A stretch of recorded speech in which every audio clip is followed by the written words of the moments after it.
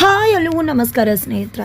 ಇಲ್ಲಿ ಕಾವೇರಿ ಬೀಸಿದ ಜಾಲಕ್ಕೆ ವೈಷ್ಣವ್ ಬದ್ದದ್ದಾಗಿದೆ. ಇದರ ನಡುವೆ ಗೊಂಬೆ ಹೇಳಿದ ಸತ್ಯ ಏನು? ರಾಣಿ ಬೊಂಬೆ ಲಕ್ಷ್ಮಿ ಬದುಕಿರೋ ಸುಳಿವನ್ನ ಕೊಟ್ಟೆ ಬಿಡ್ತಾ ಆ ಕಡೆ ಸುಪ್ರೀತಾ ಕೊಟ್ಟ ಸುಳಿವಿಗೆ ಮನೆಯವರೆಲ್ಲ ಶಾಕ್ ಆಗಿದ್ದೇನು ಆಗ್ತಿರುವುದೇನು ತಿಳ್ಕೋಬೇಕು ಅಂದ್ರೆ ಈಗಲೇ ನಮ್ಮ ಈ ಚಾನಲ್ನ ಸಬ್ಸ್ಕ್ರೈಬ್ ಮಾಡಿ, ಹಾಗೆ ಈ ಒಂದು ವಿಡಿಯೋವನ್ನು ಪೂರ್ತಿಯಾಗಿ ನೋಡಿ. ಇಲ್ಲಿ ಸುಪ್ರೀತಾ ಮತ್ತು ಅಂಕಿತ್ಗೆ ತುಂಬ ಬೇಜಾರಾಗಿದೆ. ಬಿಕಾಸ್ ಕೃಷ್ಣಕಾಂತ್ ಅವರು ಇಲ್ಲಿ ಸುಪ್ರೀತಾ ಮತ್ತು ಅಂಕಿತನ್ನ ನಮ್ಮ ಮನೆಯಲ್ಲಿ ಇಟ್ಕೊಂಡಿರುವುದೇ ಹೆಚ್ಚು, ಕಾವೇರಿ ಆಗಿರೋದಕ್ಕೆ ಇಷ್ಟೆಲ್ಲ ಆದರೂ ಇಟ್ಕೊಂಡಿದ್ದಾಳೆ, ಬೇರೆಯವ್ರು ಯಾರಾದರೂ ಕೂಡ ನಿಮ್ಮನ್ನು ಹೊರಗಡೆ ಹಾಕಿಬಿಡ್ತಿದ್ರು ಅಂತ ಹೇಳ್ತಾರೆ. ಇದರಿಂದಾಗಿ ಅವರಿಗೆ ತುಂಬಾ ನೋವಾಗಿದೆ. ಗಂಗಕ್ಕ ಸಮಾಧಾನ ಮಾಡ್ತಿದ್ದಾರೆ.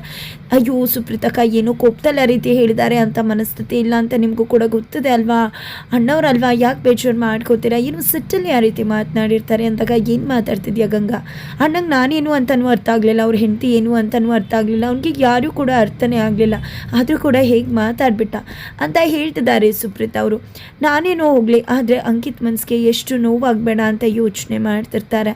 ಅದರ ನಡುವೆ ಅಂಕಿತ್ ಕೂಡ ಬಂದೇ ಬಿಡ್ತಾನೆ. ಯಾಕಮ್ಮ ಮಾವ ಆ ರೀತಿ ಹೇಳಿದ್ರು, ನೀನು ಯಾಕೆ ಅತ್ತೆ ವಿರುದ್ಧ ಈ ರೀತಿ ಕತ್ತೆ ಮೆಸಿದ್ಯಾ ಅಂತ ಹೇಳ್ತಿದ್ದಾರೆ. ಜೊತೆಗೆ ಮಾವ ಯಾಕೆ ಅಸಹ್ಯ ಅಂತ ಹೇಳಿದ್ರು. ನಿಜ ಸತ್ಯ ಹೇಳು, ವಿಧಿ ಯಾವಾಗಲೂ ಕೂಡ ನಮ್ಮನ್ನು ಕೆಟ್ಟ ದೃಷ್ಟಿಯಿಂದನೇ ನೋಡ್ತಾ ಇರ್ತಾಳೆ, ಅವ್ರ ಮನೇಲಿ ಬಿಟ್ಟು ಬಿದ್ದಿದ್ದೀವಿ ಅಂತ ದಯವಿಟ್ಟು ಈಗಲಾದರೂ ಹೇಳು ಅಂತ ಹೇಳ್ತಿದ್ದಾರೆ. ಯಾಕೆ ಮಾವ ಆ ರೀತಿ ಮಾತನಾಡಿದ್ರು ಅಂತ ಈ ಕಡೆ ಸುಪ್ರೀತಾ ಅವರು ಮಾತನಾಡದೆ ನಿಂತಾಗ, ಹೌದಮ್ಮ ನಿನ್ನ ಬಗ್ಗೆ ಎಲ್ಲರೂ ಕರೆಕ್ಟಾಗಿ ಹೇಳ್ತಾರೆ, ಕಾವೇರಿ ಅತ್ತೆ ನಮಗೆ ಇಷ್ಟೆಲ್ಲ ಮಾಡಿದ್ದಾರೆ, ನಮ್ಮನ್ನ ಮನೆ ಕರ್ಕೊಂಡು ಬಂದು ಆಶ್ರಯ ಕೊಟ್ಟಿದ್ದಾರೆ, ಆದರೂ ಕೂಡ ನೀನು ಯಾಕೆ ಅವ್ರ ಪರ ಯಾವಾಗಲೂ ಕೂಡ ನಿಲ್ಲೋದಿಲ್ಲ, ಯಾವಾಗಲೂ ಅವ್ರ ವಿರುದ್ಧವಾಗಿ ನಿಂತ್ಕೋತೀಯ ಅಂದಾಗ ಅವ್ರೇನು ನಮಗೇನು ಬಾಳು ಕೊಟ್ಟಿಲ್ಲ, ಜೀವನ ಕೊಟ್ಟಿಲ್ಲ ಅಂತ ಹೇಳ್ತಿದ್ದಾರೆ. ಇನ್ನೇ ನಮಗೆ ಕೊಡಬೇಕು, ಇವತ್ತು ನಾವು ಈ ರೀತಿ ಲೈಫ್ ಲೀಡ್ ಮಾಡ್ತಿದ್ದೀವಿ ಅಂದರೆ ಅದಕ್ಕೆ ಕಾರಣ ಕಾವೇರಿ ಅತ್ತೆ ತಾನೆ.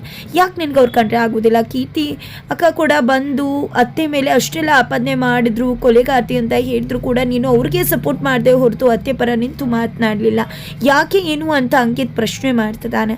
ಆದರೆ ಇಲ್ಲಿ ಸುಪ್ರೀತಾ ಮಾತ್ರ ನಿನ್ಗೇನು ಗೊತ್ತಿಲ್ಲ, ಅವ್ರು ಏನು ಎಂತು ಎಲ್ಲ ಕೂಡ ನಂಗೆ ತುಂಬ ಚೆನ್ನಾಗಿ ಗೊತ್ತು, ಅವ್ರೇನು ನಮ್ಮನ್ನ ಕರ್ಕೊಂಡು ಬಂದು ಆಶ್ರಯ ಕೊಟ್ಟಿದ್ದಲ್ಲ ಅಂತ ಹೇಳ್ತಿದ್ದಾರೆ. ಮೇಲ್ ಕಾಣೋದೆಲ್ಲ ಸತ್ಯ ಅಲ್ಲ, ಅದಕ್ಕೂ ಮೀರಿದ ಸತ್ಯಗಳು ಇರ್ತವೆ ಅಂತ ಸುಪ್ರೀತಾ ಹೇಳ್ತಾರೆ. ಆದರೂ ಕೂಡ ಅಮ್ಮ ಯಾರಮ್ಮ ಅಪ್ಪ ಯಾರು ಅಂತ ಕೂಡ ಹೇಳೋದಿಲ್ಲ, ಹಾಗಿದ್ರೆ ನಾನು ಅಸಹ್ಯ ಕೊಟ್ಟಿದವನ ಅಂತ ಹೇಳಿ ಮಾತನಾಡ್ಬಿಡ್ತಾನೆ.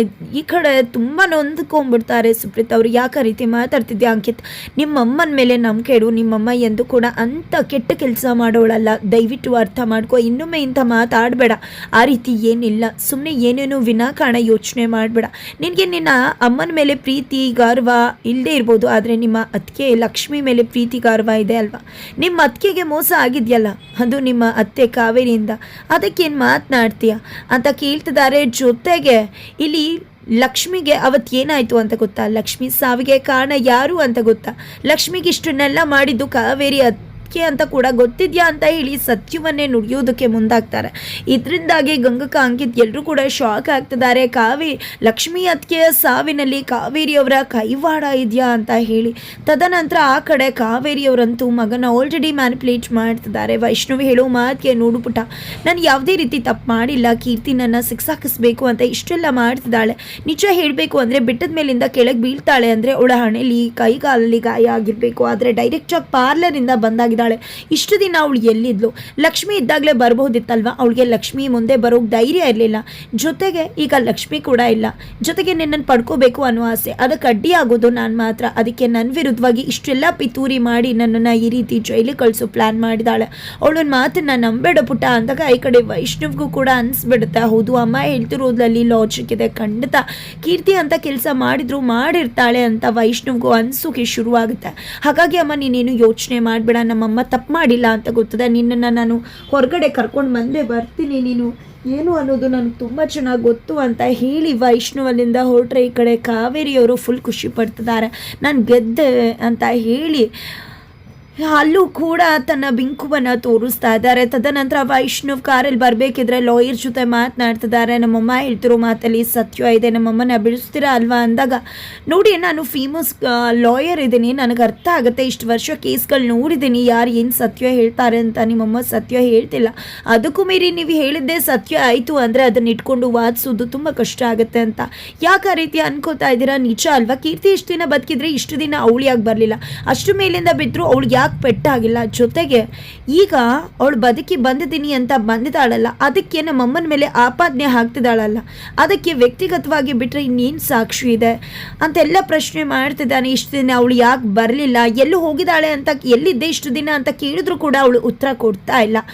ಇದೆಲ್ಲ ಸಾಕ್ಷಿಗಳಾಗತ್ತಲ್ವಾ ಅಂತ ವೈಷ್ಣವಿ ಹೇಳಿದಾಗ, ಹೌದು ನೀವು ಹೇಳಿದ್ದನ್ನು ಇಟ್ಕೊಂಡು ವಾದ ಮಾಡ್ಬೋದು, ಅದ್ರ ಸಾಲಿಡ್ ಪ್ರೂಫ್ ಬೇಕಾಗತ್ತಲ್ವಾ ಅಂತ ಹೇಳ್ತಿದ್ದಾರೆ ಸೌದಾಮಿನಿ ಅಡ್ವೊಕೇಟ್. ಈ ಕಡೆ ನಾವು ಏನೇ ಕೊಟ್ಟರು ಅದು ಸಾಕಾಗೋದಿಲ್ಲ ಅಂತ ಹೇಳಿದ್ರೆ ನಾವೇನು ಮಾಡೋದು ಮೇಡಮ್ ಅಂದಾಗ, ನೋಡಿ ವೈಷ್ಣವ್ ಅವರೇ, ನನಗೆ ಸತ್ಯ ಯಾವುದು ಸುಳ್ಳು ಯಾವುದು ಅಂತ ಗೊತ್ತಾಗುತ್ತೆ. ಅದಕ್ಕೂ ಮೀರಿ ನೀವು ನಮ್ಮ ಕ್ಲೈಂಟ್ ಸತ್ಯವನ್ನು ನಮಗೆ ಹೇಳಬೇಕಾಗತ್ತೆ. ಸತ್ಯವನ್ನು ಹೇಳ್ತಿದ್ದಾರೆ ನಿಮ್ಮಮ್ಮ ಅಂತ ನನಗೆ ಅನ್ನಿಸ್ತಿಲ್ಲ, ನಿಮ್ಗೆ ಅನ್ನಿಸ್ತಿರ್ಬೋದು. ನಿಮ್ಗೆ ಅನ್ಸಿದ ಮಾತ್ರಕ್ಕೆ ಕೋರ್ಟ್ಗೂ ಅನ್ನಿಸ್ಬೇಕು ಅಂತಿಲ್ಲ ಅಲ್ವಾ. ನಿಮ್ಗೆ ಅನ್ಸತ್ತೆ ಕೋರ್ಟ್ಗೆ ಅನ್ಸಿದ್ರೆ ತುಂಬಾ ಒಳ್ಳೇದಾಗತ್ತೆ.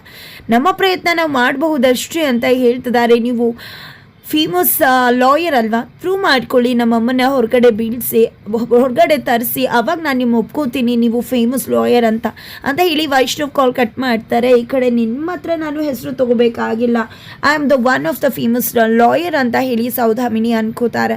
ತದನಂತರ ವೈಷ್ಣವ್ ಕೀರ್ತಿ ಮನೆಗೆ ಹೋಗಿದ್ದಾನೆ. ಕೀರ್ತಿನ ಮಾತನಾಡಬೇಕು ಅಂತ ಹೇಳಿದಾಗ ಕಾರುಣ್ಯ ಅವ್ರು ಬಿಡುವುದಿಲ್ಲ, ಆದರೂ ಕೂಡ ನಾನು ಕೀರ್ತಿನ ಜೊತೆ ಮಾತನಾಡಲೇಬೇಕು ಅಂತ ಟೆರೆಸ್ ಮೇಲೆ ಹೋಗಿ, ಯಾಕೆ ಈ ರೀತಿ ಆರಾಮಾಗಿ ಕಾಲ ಕಳೀತಾ ಇದೆಯಾ, ನಮ್ಮಮ್ಮನ ಜೈಲಿಗೆ ಕಳಿಸಿ ನೋಡು ಕೀರ್ತಿ, ಅರ್ಥ ಮಾಡ್ಕೋ, ಲಕ್ಷ್ಮಿ ನನ್ನಿಂದ ಬಿಟ್ಟು ಹೋಗಿದ್ದಾರೆ, ತಾಯಿ ಥರ ಇದ್ರು, ಈಗ ನನ್ನಮ್ಮ ಕೂಡ ಜೈಲಿಗೆ ಕಳಿಸಿದ್ಯಾ, ದಯವಿಟ್ಟು ನಮ್ಮಮ್ಮನ ಹೊರಗಡೆ ತರಿಸು, ದಯವಿಟ್ಟು ನಿನ್ನ ಹತ್ರ ರಿಕ್ವೆಸ್ಟ್ ಮಾಡ್ಕೋತೀನಿ, ನನ್ನ ಬದುಕು ಎಲ್ಲವೂ ಕೂಡ ನೀನೇ ನನ್ನ ಬದುಕನ್ನು ಸರ್ವನಾಶ ಮಾಡ್ತಿದ್ಯಾ, ನಾನು ಏನು ತಪ್ಪು ಮಾಡಿದ್ದೀನಿ ಅಂತ ಇಷ್ಟೆಲ್ಲ ಮಾಡ್ತಿದ್ಯಾ, ಒಂದು ಪಕ್ಷ ನಮ್ಮಮ್ಮ ತಪ್ಪು ಮಾಡಿದ್ರು, ನನಗೆ ಯಾಕೆ ಇಷ್ಟೆಲ್ಲ ಶಿಕ್ಷೆ ಕೊಡ್ತಾ ಇದೆಯಾ ಅಂತ ಹೇಳಿ ಕಣ್ಣೀರು ಹಾಕ್ತಿದ್ದಾರೆ ವೈಷ್ಣವ್. ನನಗೂ ಕೂಡ ಕೀರ್ತಿ ಆಗಿದ್ದು ಇದು ಸಾಕಾಗೋಗಿದೆ ಅಂತ ಕೀರ್ತಿ ಹೇಳಿದ ತಕ್ಷಣ ವೈಷ್ಣವ್ ಏನು ಮಾತಾಡ್ತಿದ್ಯಾ ಕೀರ್ತಿ ಅಂತ ಶಾಕ್ ಆಗ್ತಾರೆ.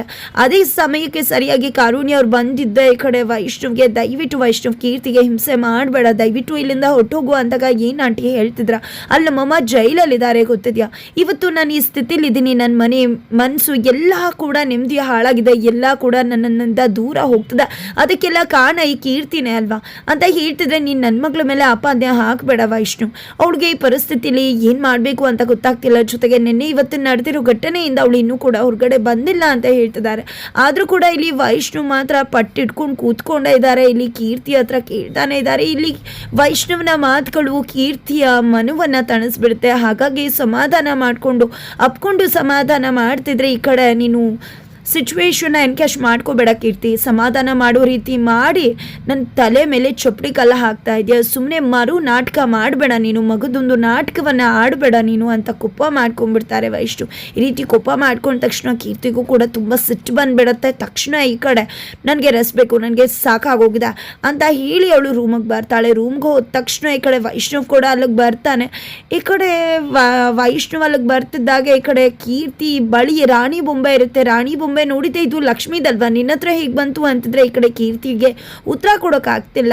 ಹೇಗೆ ಬಂತು ಹೇಳು ಕೀರ್ತಿ, ಇದು ಲಕ್ಷ್ಮಿ ಅವ್ರದ್ದು ರಾಣಿ ಬೊಂಬೆ, ನಾನೇ ರಿಟ್ರೀಟ್ ಸೆಂಟರ್ಗೆ ತೊಗೊಂಡೋಗಿ ಅವ್ರಿಗೆ ಕೊಟ್ಟಿದ್ದೆ ಅಂತ ಹೇಳ್ತಿದ್ದಾರೆ. ಅಷ್ಟರಲ್ಲಿ ಕಾರುಣ್ಯ ಅವ್ರು ಬಂದಿದ್ದೆ, ಇದು ಕೀರ್ತಿ ಬೊಂಬೆನೇ ಅಂತಾರೆ, ಇಲ್ಲ ಇದು ಲಕ್ಷ್ಮಿ ಬೊಂಬೆ ಅಂತ ಹೇಳಿ ಕೀರ್ತಿ ಬಳಿ ಇರೋದನ್ನು ಕಿತ್ಕೋತಾರೆ. ತುಂಬ ಡೀಪಾಗಿ ನೋಡ್ತಿದ್ದಾರೆ. ಇಲ್ಲ ಲಕ್ಷ್ಮಿ ಥರ ಇರೋದೇ ನನಗೂ ಕೂಡ ಬೇಕು ಅಂತ ಕೀರ್ತಿ ಕೇಳಿದ್ಲು, ಅದಕ್ಕೋಸ್ಕರ ನಾನು ಆ ರಾಣಿ ಬೊಂಬೆನ ತೆಗೆದುಕೊಂಡು ಬಂದು ಕೊಟ್ಟಿದ್ದೆ ಅಂತ ಹೇಳ್ತಿದ್ದಾರೆ. ಇಲ್ಲ ಆಂಟಿ ನೀವು ಸುಳ್ಳು ಹೇಳ್ತಿದ್ರ, ನಂಗೆ ತುಂಬ ಚೆನ್ನಾಗಿ ಗೊತ್ತು ಇದು ಲಕ್ಷ್ಮಿದೆ ಅಂತ ಹೇಳಿ ತುಂಬ ಸೂಕ್ಷ್ಮವಾಗಿ ಅಬ್ಸರ್ವ್ ಮಾಡ್ತಿದ್ದಾರೆ. ಹಾಗಿದ್ರೆ ಅದು ನಿಜವಾಗ್ಲೂ ಕೂಡ ರಾಣಿ ಬೊಂಬೆನೇನಾ ಅಥವಾ ಕಾವೇರಿಯವರು ತಂದಿದ್ದಂತಹ ರಾಣಿ ಬೊಂಬೆನ? ಇಲ್ಲಿ ರಾಣಿ ಬೊಂಬೆ ಇಲ್ಲಿ ಲಕ್ಷ್ಮಿ ಬದುಕಿರೋ ಆ ಒಂದು ಜೀವಂತ ಸತ್ಯವನ್ನ ಹೇಳ್ಬಿಡ್ತಿದ್ಯಾ. ಈ ಕಡೆ ವೈಷ್ಣವ್ಗೆ ಲಕ್ಷ್ಮಿ ಬದುಕಿರತಕ್ಕಂಥ ಆ ಒಂದು ರಹಸ್ಯ ಗೊತ್ತಾಗಿ ಬಿಡುತ್ತಾ. ಈ ಕಡೆ ಕೀರ್ತಿ ಸತ್ಯವನ್ನ ಹೇಳೇ ಬಿಡ್ತಾಳ. ಏನು ಕತೆ ಏನಾಗುತ್ತೆ ತಿಳ್ಕೊಬೇಕು ಅಂದರೆ ಈಗಲೇ ನಮ್ಮ ಈ ಚಾನಲ್ನ ಸಬ್ಸ್ಕ್ರೈಬ್ ಮಾಡಿ ಮುಂದಿನ ವಿಡಿಯೋಗೋಸ್ಕರ ವೆಯ್ಟ್ ಮಾಡೋದನ್ನು ಮರಿಬೇಡಿ.